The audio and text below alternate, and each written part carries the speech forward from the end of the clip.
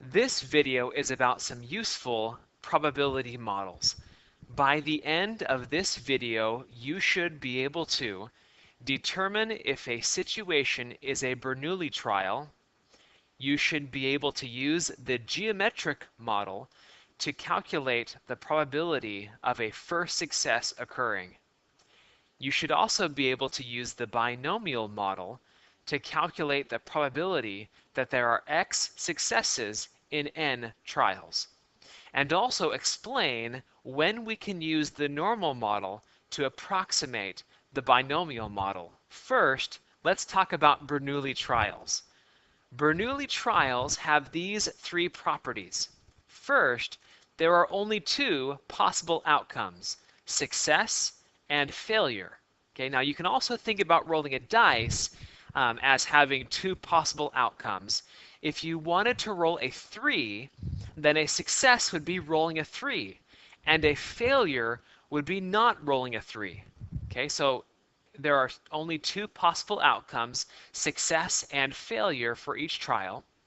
Number 2, the probability of success is constant with repeated trials. So if I roll a dice over and over and over again, the probability of success will be the same for each trial. Number 3, the trials are independent of each other. Okay, the previous outcome or past outcomes won't affect future outcomes.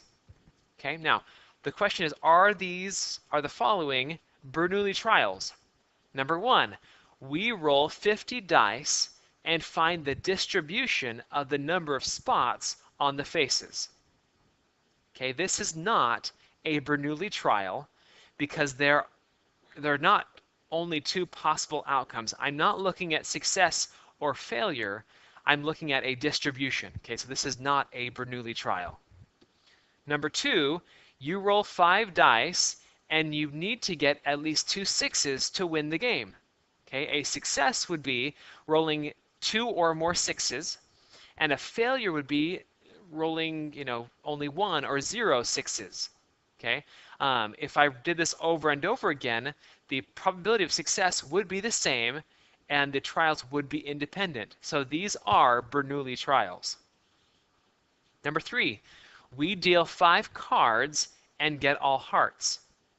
Okay, now the truth is there would be two possible outcomes. Success, meaning I got all hearts, and a failure, I didn't get all hearts. But because we're dealing with cards and there's a finite number of cards, 52 cards, the probability of success would not be constant. Okay, if I pull up a card and I get a heart, that changes the probability for the rest of the cards because now there's one fewer heart in the deck. Okay, so that would not be a Bernoulli trial unless I was reshuffling between each card draw, and that would not happen with dealing 5 cards. Okay, last. A company realizes that about 10% of its packages are not being sealed properly. In a case of 24, is it likely that more than 3 are unsealed? Okay, in this case, a success would be it is sealed. A failure would be it's not sealed. We think about the probability of success as constant, a constant 10%. I guess it'd be 90% would be the success because it would be sealed. And we think about, we're assuming that the packages are independent of each other, which may not be the case because there may be one of the 10 machines that are not functioning properly. But assuming that they're independent of each other, number 4 would also be a Bernoulli trial. The first model we will discuss is the geometric model. The geometric model describes how long it will take to achieve the first success in a series of Bernoulli trials. Okay, so for example, if the probability that I make a free throw in basketball is 25%, and that's constant, a constant 25%, what is the probability that I make my first free throw of the game on my first attempt? It'd be 25%. Okay, the second attempt, for my first success to be on my second attempt, I'd have to miss it the first time and then make it the second time. Okay, if the probability that my first free throw of the game is on my third attempt, I will have had to miss it twice and then make it. Or the fourth attempt would be I'd have to miss it 3 times and then I'd make it. Or for the xth attempt, I would have to miss it n minus 1 times and then make it. Okay? So that kind of will help us derive a formula for the geometric model. Okay? We also might expect that I make it on my 4th attempt. So here is the geometric model. The P is the probability of success, and Q is the probability of failure, and X is the number of trials until the first success occurs. Okay? The formula is Q to the x minus 1 times P. Or in other words, we've had x minus 1 failures and then our first success. Okay? The expected value, or the center of this distribution, would be 1 over P, and the standard deviation would be the square root of Q over P squared. You can look at the textbook for how that's derived. On your calculator, you can find these under second vars, which is the distribution menu. Under E, Geomet PDF, the geometric probability density function, tells you the probability that the first success occurs on the xth trial. Okay? F, the Geomet CDF, the geometric cumulative density function, tells you the probability that the first success occurs on or before the xth trial. Now, let's talk a little bit about independence. It is okay to assume independence when dealing with free throw shots and dice rolls because there are theoretically infinitely many of them. Okay, but what about finite sets like drawing cards from a 52 card deck, or the students in your high school, or the songs on your smartphone? Okay, these are finite sets, and so it's not truly independent because after you select one, you won't select it again, and so the probability is changing and they're not independent. Okay, the truth is, if the independence assumption is violated, we can still proceed as long as the sample is smaller than 10% of the population. That's our rule of thumb.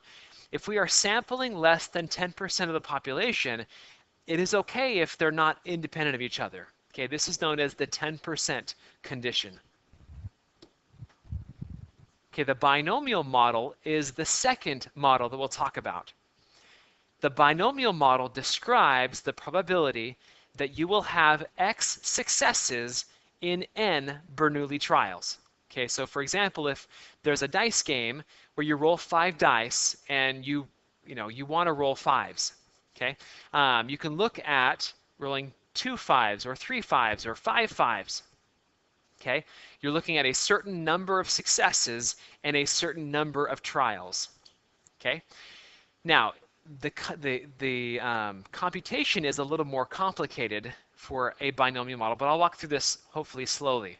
Okay, let's look at this dice game with 5 dice. Okay, let's focus on first, I want to roll exactly 2 5s. Okay, now in order to roll exactly 2 5s, that means I also have 3 non-5s. Okay, so it looks something like this. Okay, 1/6 is getting a 5, and I have 2 of them. Okay, and 5/6 are non-5s, and I want 3 of them. Okay, but the problem is that I could order these differently. Okay, for example, my first 2 dice might be 5, and the last 3 might be different numbers, or the first and third, or first and fourth, or second and and sixth. The ordering could be different for these 5 dice. Okay, so you have to take that into account. And there are 5 choose 2 ways to order these 2 things. Okay, which is computed as 5 factorial divided by 2 factorial times 5 minus 2 factorial, or 10.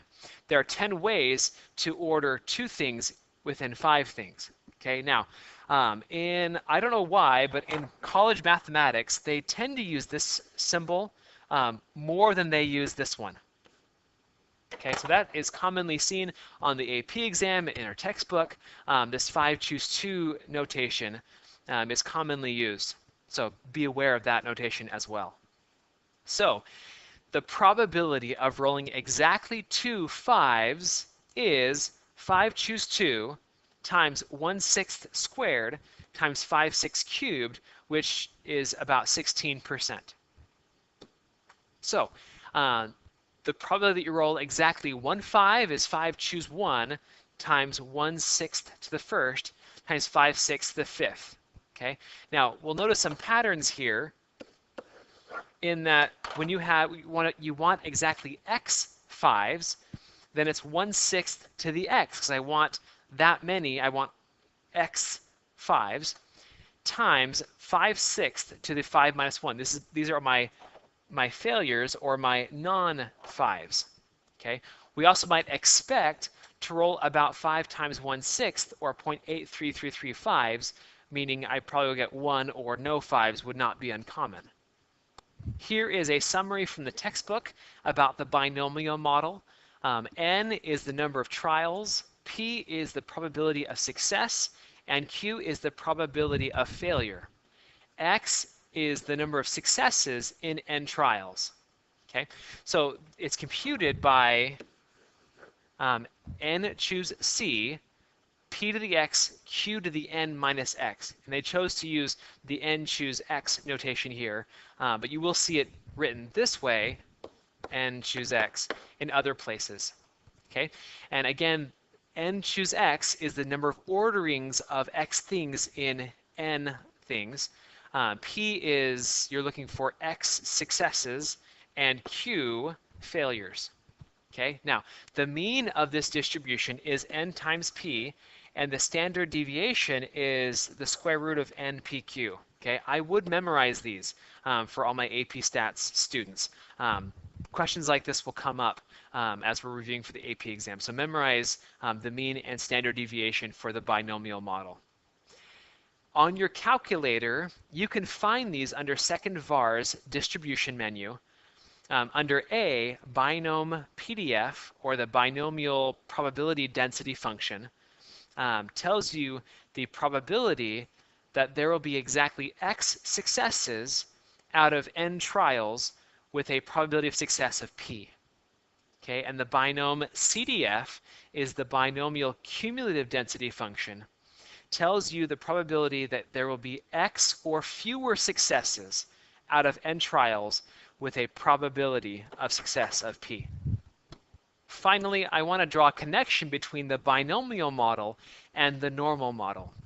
Here is an overview for statistics. Again, we have a population that we want to know something about. We randomly draw a sample. Okay, we collect data from that sample and analyze that data, hoping that we can draw conclusions about our population from that random sample. Okay, now as we analyze the data, we will frequently ask questions like, how likely is it that I saw this happen in my sample of 50 people or 40 people or 25 people? Okay, now those can be thought of as a binomial model, meaning I'm looking at having X successes out of my sample of N. Okay, and so you can answer these questions with the binomial model or the normal model. Okay, so for example, how likely is it that I saw 12 or fewer successes in my sample of 50? Or how likely is it that I saw more than 451 successes in my sample of 500? Okay, we could use the binomial model because these are binomial type questions. Okay, but for computational ease, we usually use the normal model. But using the normal model to approximate for the binomial model only works when our sample is large. After all, the binomial model is a discrete model and the normal model is a continuous model. Okay, our rule of thumb is that if we expect to see at least 10 successes and 10 failures, then we can use the normal model to approximate the binomial model. Okay, and this is called the success-failure condition, and we'll use this consistently throughout the rest of the course. So this video was about Bernoulli trials, about the geometric model, and about the binomial model. And two really important ideas that came out of this was something called the 10% condition and something called the success-failure condition, which are two conditions that we will commonly use when looking at other models throughout the rest of this year. Thank you so much for watching.